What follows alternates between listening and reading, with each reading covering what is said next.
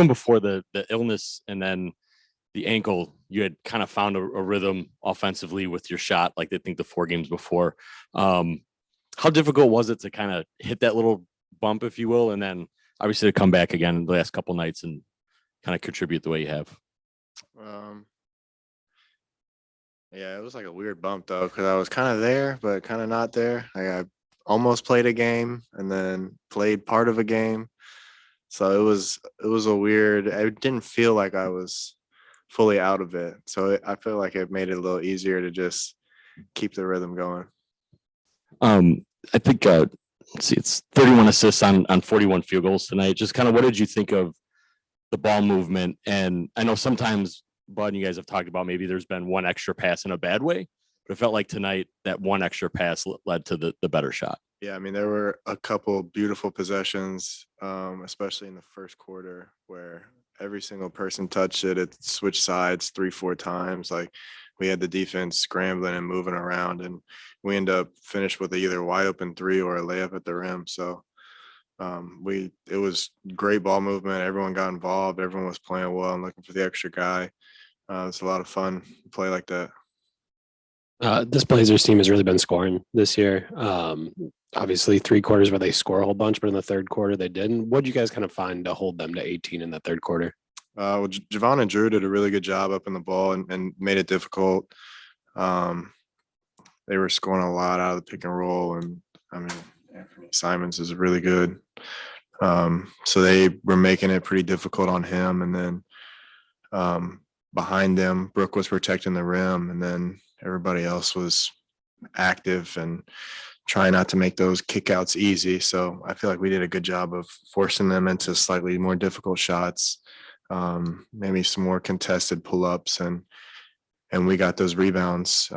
They really do. Everyone on their team plays with a lot of energy, so they do a great job of crashing. Like there are a few possessions, they got a few extra opportunities, and I feel like we limited that too in the third quarter, and that allowed us to get out and run, and we played well on offense, which made them take it out the net and play a little slower. Giannis, another big night in that third quarter. Bud said the thing that stuck out to him was just how well he was playing with his teammates. This year, just what has it been like to have like as many dribble handoffs as you've had with him, and to kind of see that lane open up when they're just going to pay attention to him, or maybe the pass will be there, whatever it may be. Yeah, it's fun for us guys that are running to those corners, and then you're getting in position for. A lot of times he brings it down and you don't know if he's going to ISO or dribble at you. He kind of lets you know last second, but then he dribble at you. And then that handoff action is really good out of the corner because it puts his defender in such a difficult position. Like they either got to help, and then if you dump the ball off to Giannis and you're off of him, it makes it even tougher to guard him, or they stay home and one of us gets an open shot or an open layup. So I think we can continue to do that and get better at it too. Just following up on the defense, you were talking about Drew and Javon on the ball and then Brooke protecting the rim.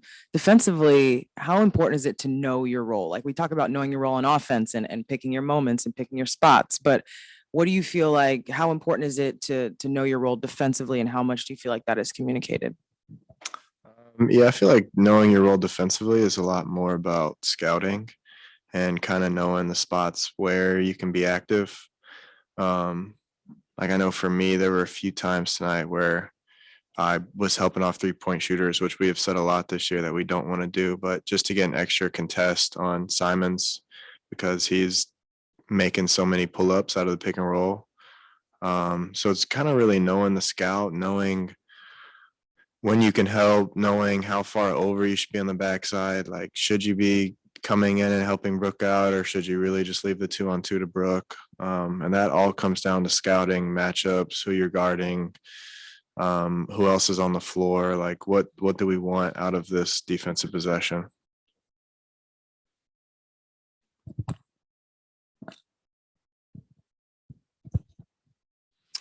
Grayson, following up on Eric's question over there about Giannis. You guys obviously have quite the team flow going, but how much do you key off him when he seems particularly determined, as the coach was saying today about, involving others, but taking control of self as well? Yeah, I mean, it makes it a lot easier for us when we're playing 2-man actions with him. And then he ends up getting a lot of easy ones because, if the ball swung around 3 or 4 times, like then he gets a one-on-one where his guy is backed off of him a little bit so he can get into his move and get to the rim without other people clogging up the paint or his guy just sitting there ready for it. So I think the more we can get in those 2-man actions and kind of swing it around, we can get good looks for those other guys, but it also gets him some better looks because then when he gets it back, it can be a little bit easier for him to go into that one-on-one stuff. 18 points for the Blazers in the third quarter. What'd you guys find defensively? I just thought our, kind of effort, activity, commitment picked up. As I think, we kind of challenged ourselves at halftime, and that was really the biggest thing. Is we had to be better on defense, and I liked the way the guys responded. Giannis has, I think, 19 in the third quarter. Felt like he kind of got into a little bit of a rhythm with the mid-range jumper. Just what have you seen from him? I know there's some struggles at the free throw line, but just his kind of confidence in that shot. Yeah, no, he got into a good rhythm, like you said, and made a couple. But I thought he played really unselfishly. I thought he played with his teammates well, and then played well himself. And he's got to do both, and he's got to just find those spots. And I thought tonight he had a great balance, and obviously when he's making that shot, then it just, opens up a lot of things for him, makes him really hard to guard. And, there's a lot of stoppage in play in the third quarter, so a lot of reviews of different things. So, we're able to just kind of ride him pretty long, a little bit unusual for a quarter. But, I like the way he played in the third quarter. I like the way we defended in the third quarter, and that kind of was the difference in the game. I know a couple of games, Mike, we've asked about maybe oversharing or unselfishness, but 31 assists on 47 field goals. Was tonight kind of a sweet spot to a degree of, it didn't seem like it was one extra. It was just the one that was needed to find the right shot. Yeah, no, I mean, kind of like what I alluded to, and just talking about how good Giannis was. I thought, he played with his teammates well and then played well himself. And everybody kind of made the right pass. They junked the game up a little bit. And so if you don't make the right pass or the extra, like you said, I know what you mean, like that one pass against the zone, that one pass when you get penetration, that leads to a good look. If you're holding it too much, if you're not playing unselfishly, they can junk it up with all the different things they do defensively. Second game in a row to ask, Giannis gets hit in the head neck area on a drive. It's reviewed and it's a common foul.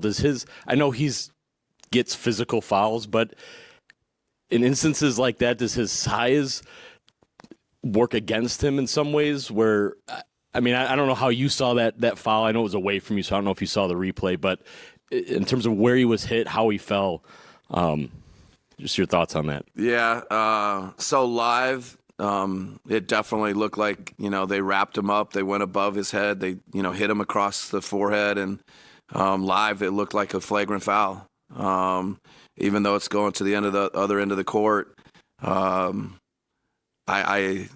Live and as it happened, I don't see how that's not a flagrant one. If the arena showed replays, I didn't see the replays, and I haven't seen any replays since.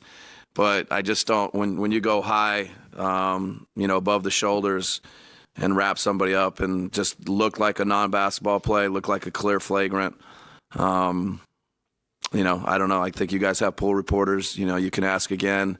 The shot the other night in Philly was a significant shot. They don't upgrade that.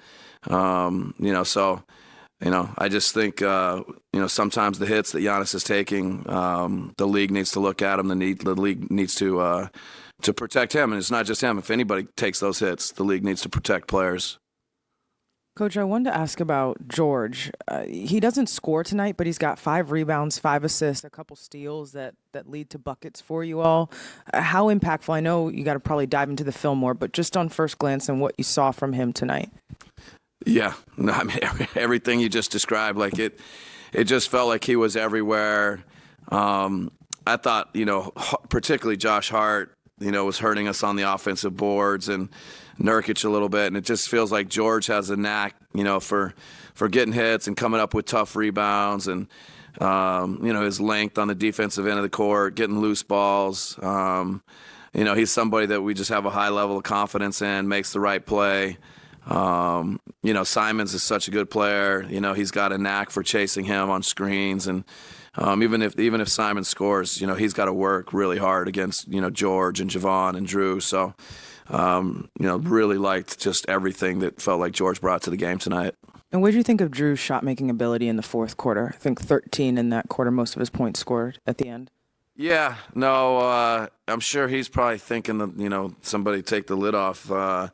And so it was good for him to see it go in. I know he got the one layup, on the drive from the opposite wing, and got a three off the middle pick and roll, and got the late clock in the post. So he scored a lot of different ways.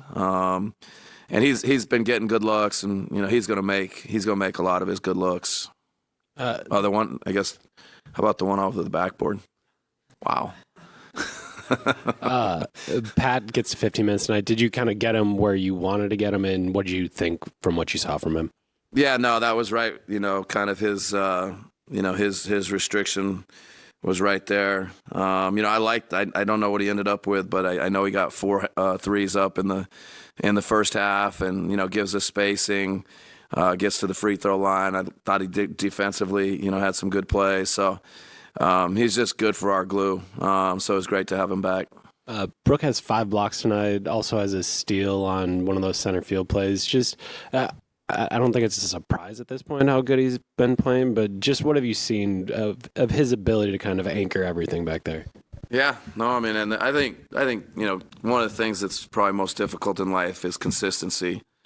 And it feels like Brooke Lopez is just night after night after night anchoring our defense. It takes, great mental discipline, great mental attention to detail what he does. It's he has a knack for it. And so, we're incredibly fortunate that he's bringing that consistency to our team. I think it's, kind of sets the tone for everybody else. All right, thanks.